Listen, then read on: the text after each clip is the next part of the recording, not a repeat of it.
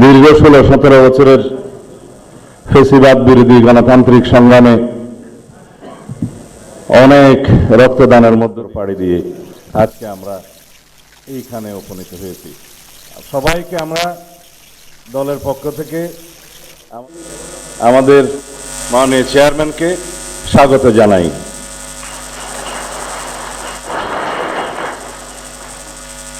এই শপথ গ্রহণ অনুষ্ঠানে একটু পরে প্রধান নির্বাচন কমিশনার জাতীয় সংসদের সদস্য হিসেবে আপনাদের শপথ পাঠ পরিচালনা করবেন। সংবিধান অনুযায়ী 148 আর্টিকেল 2A অনুসারে স্পিকার এবং ডেপুটি স্পিকার অথবা তাদের মনোনীত প্রতিনিধি কর্তৃক 3 দিনের মধ্যে যে শপথ করানোর বিধান রয়েছে সেটা পার হয়ে যাওয়ার পরে পরবর্তী 3 দিনের প্রথম দিনে সাংবিধানিকভাবে সিইসি প্রধান নির্বাচন কমিশনার এম্পাওয়ার্ড ক্ষমতাপ্রাপ্ত হয়ে তিনি আজকে শপথ পরিচালনা করবেন। বিধায় আমরা সদস্যদের শপথ পত্র বা ঘোষণাপত্র এই সাদাটাতে আমরা দস্তখত করব শপথ নেয়ার পরে। এখানে আপনাদেরকে বলা হয়েছে আমি ... জায়গায় নিজের নাম লিখবেন এবং এখানে সংসদ সদস্যদের আসন জাতীয় নাম্বার এবং জেলার নাম্বার। সাপোজ আমার নাম্বার হচ্ছে 294 কক্সবাজার 1, সেটা লিখতে হবে। এখানে নিচে আছে নির্বাচনী এলাকার নম্বর স্বাক্ষর এই জায়গায়। এর বাইরে আরেকটি এই স্কাই, এটা সবুজ না স্কাই, নীল কালার যে ফর্মটা আছে এটা সংবিধান সংস্কার পরিষদ সদস্যদের শপথ ফর্ম। আমরা কেউ সংবিধান সংস্কার পরিষদের সদস্য হিসেবে নির্বাচিত হইনি এবং সংবিধানে এটা এখনো ধারণ করা হয়নি। গণভোটের রায় অনুযায়ী সংবিধান সংস্কার পরিষদ গঠিত হলে সেটা সংবিধানে আগে ধারণ করতে হবে এবং সংবিধান সংস্কার পরিষদের সদস্যকে কে শপথ নেয়াবেন সেটা বিধান করতে হবে এবং কোন এরকম ফর্ম এটা সংবিধানে নেই। এই ফর্মটি 3য় তফসিলে আছে সাদাটা, এইরকম তখন একটা ফর্ম সংবিধানের 3য় তফসিলে আসবে।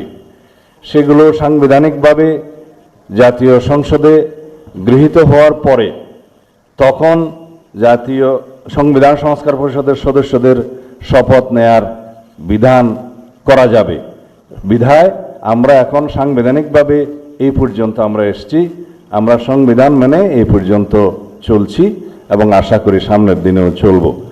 আমি মাননীয় চেয়ারম্যানের নির্দেশে ওনার উপস্থিতিতে আপনাদেরকে এই আমাদের দলীয় সিদ্ধান্তটা জানালাম। শপথ পড়ার আগে মঙ্গলবার সংসদ সচিবালয়ে বিএনপির নির্বাচিত সব সংসদ সদস্যকে উদ্দেশ্য করে বিএনপির স্থায়ী কমিটির সদস্য সালাউদ্দিন আহমদ একথা বলেন। সালাউদ্দিন আহমদ বলেন, আমরা কেউ সংবিধান সংস্কার পরিষদের সদস্য হিসেবে নির্বাচিত হইনি। সংবিধানে এখনও এটাকে ধারণ করা হয়নি। গণভোটের রায় অনুযায়ী সংবিধান সংস্কার পরিষদ গঠিত হলে সেটা সংবিধানে আগে ধারণ করতে হবে। সংবিধান সংস্কার পরিষদের সদস্য কে শপথ নেয়াবেন সেটার বিধান করতে হবে। এ ফর্মটি সংবিধানে নেই। ফর্মটি 3য় তফসিলে আছে সাদা। দলীয় চেয়ারম্যানের পক্ষ থেকে এ সিদ্ধান্ত জানাচ্ছেন বলে জানান সালাউদ্দিন আহমদ। সোমবার গুলশানে বিএনপির চেয়ারম্যানের রাজনৈতিক কার্যালয়ের সামনে বিএনপির স্থায়ী কমিটির সদস্য সালাউদ্দিন আহমদ সাংবাদিকদের বলেন, এটা যদি কনস্টিটিউশনে সংবিধানে ধারণ করা হয়, সেই মর্মে অ্যামেন্ডমেন্ট হয় এবং সে শপথ পরিচালনার জন্য সংবিধানের 3য় তফসিল ফর্ম হয়, সে শপথ কে পাঠ করাবেন সেটা নির্ধারিত হয়। এতগুলো হয়ের পরে তারপরে হলেও হতে পারে। গণভোটে হ্যাঁ জয়ী হওয়ায় এখন জুলাই জাতীয় সনদ সংবিধান সংস্কার আদেশ অনুযায়ী ত্রয়োদশ সংসদ নির্বাচনে নির্বাচিত প্রতিনিধিদের সমন্বয়ে একটি সংবিধান সংস্কার পরিষদ গঠিত হওয়ার কথা। সেই হিসেবে নির্বাচিতরা প্রথমে সংসদ সদস্য হিসেবে এবং এরপর সংবিধান সংস্কার পরিষদের সদস্য হিসেবে শপথ নেওয়ার কথা। জনগণের যে ইচ্ছা এবং গণভোটের যে রায় সেটার প্রতিফলন ঘটাতে গেলে সংসদে যেতে হবে আগে, এবং সংসদে প্রয়োজনীয় আইন এবং সংবিধান সংশোধন করতে হবে। সেইটা সংশোধন করার পরে যিনি শপথ বাক্য পাঠ করাবেন সেটা নির্ধারিত হবে, এবং সংবিধানের ৩য় তফসিলে শপথের ফর্ম সংযুক্ত হবে। যার দায়িত্ব থাকবে সেটা সংসদ নির্ধারণ করবে, সংবিধান সংশোধন হবে, তারপরে সেই শপথ বাক্য পাঠ করাতে পারে।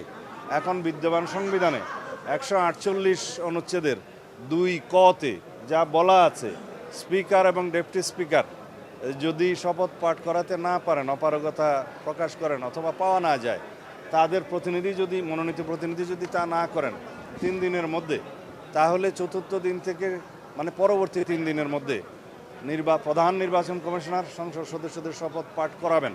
সেই বিধান অনুযায়ী প্রধান নির্বাচন কমিশনার সাংবিধানিকভাবে ক্ষমতাপ্রাপ্ত হয়ে তিনি আমাদেরকে শপথ পাঠ করিয়েছেন।